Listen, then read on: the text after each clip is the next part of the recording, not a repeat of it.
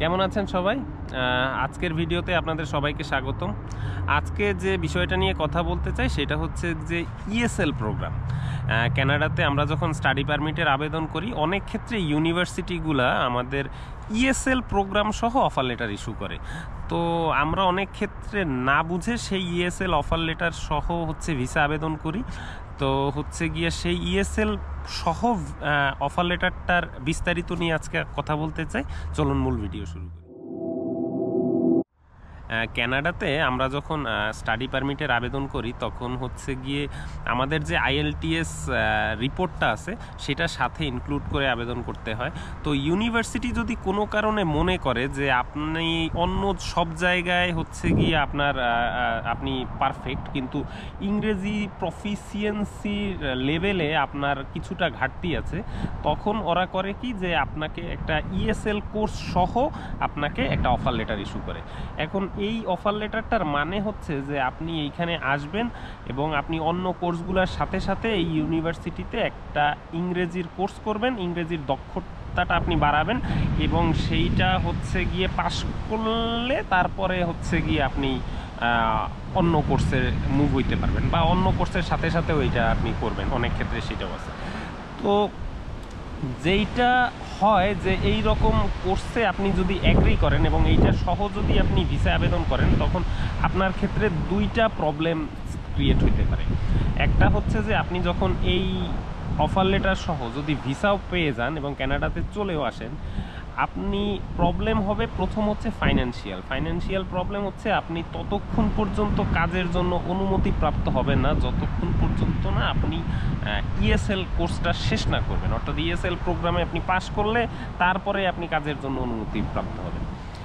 তো আরেকটা বিষয় যেটা ওই যে 4 মাস বা 5 মাসের যে ইংরেজির প্রফিসিয়েন্সির যে মানে আপনাকে যে ইএসএল কোর্সটা নেবে সেই জন্য প্রত্যেকটা ইউনিভার্সিটির একটা বড় অঙ্কের টাকা চার্জ করবে। সেটা হইতে পারে $10,000, সেটা হইতে পারে $12,000 বা আরও কম বেশি, কিন্তু এটা এইটা দিয়ে আপনি অন্তত 20 বার আইএলটিএস পরীক্ষা দিতে পারবেন।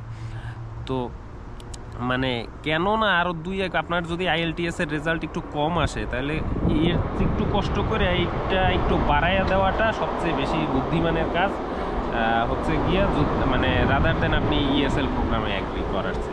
আরেকটা প্রবলেম আপনি তো এইখানে এসে কাজ করতে পারতেছেন না ওই কোর্স শেষ করার আগ পর্যন্ত। তো আপনি ফাইন্যান্সিয়ালিও একটা এইখানে চলতে ফিরতে আপনার ওই যে বাসার টাকার উপরে নির্ভর করতে হবে আর কি। তো এইটা এক প্রবলেম। দ্বিতীয় প্রবলেম, আপনি যখন ভিসা আবেদন করবেন তখন আপনি যখন ইএসএল প্রোগ্রাম সহ ভিসা আবেদন করবেন তখন ভিসা অফিসারের আপনার ইংরেজি দক্ষতা নিয়ে প্রশ্ন উঠবে।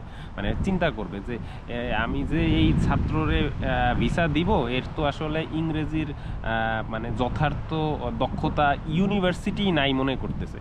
তখন এইটা আপনার জন্য একটা নেগেটিভ বিষয় হইতে পারে ভিসা প্রাপ্তির ক্ষেত্রে। তো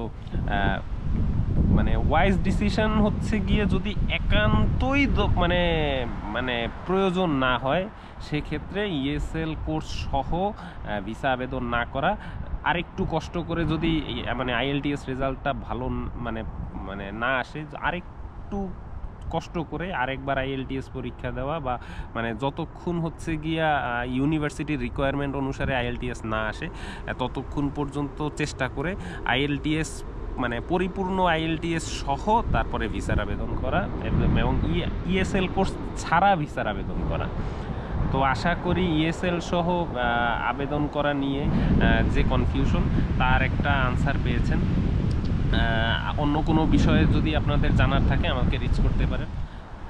স্টাডি পারমিট রিলেটেড যে কোনো ইস্যুতে আমার চ্যানেলে অনেকগুলো ভিডিও আছে, আপনারা চেক করলেই দেখতে পারেন। আশা করি আপনাদের অনেক প্রশ্নের উত্তর এখানে পাবেন। চ্যানেলটা ভালো লাগলে অবশ্যই লাইক, কমেন্ট, শেয়ার করতে পারেন। পরিচিত জনদের সাথে শেয়ার করতে পারেন যাদের দরকার হয়। আজকে এ পর্যন্তই। অন্য কোনো দিন কথা হবে অন্য কোনো ভিডিওতে। সে পর্যন্ত সবাই ভালো থাকবেন।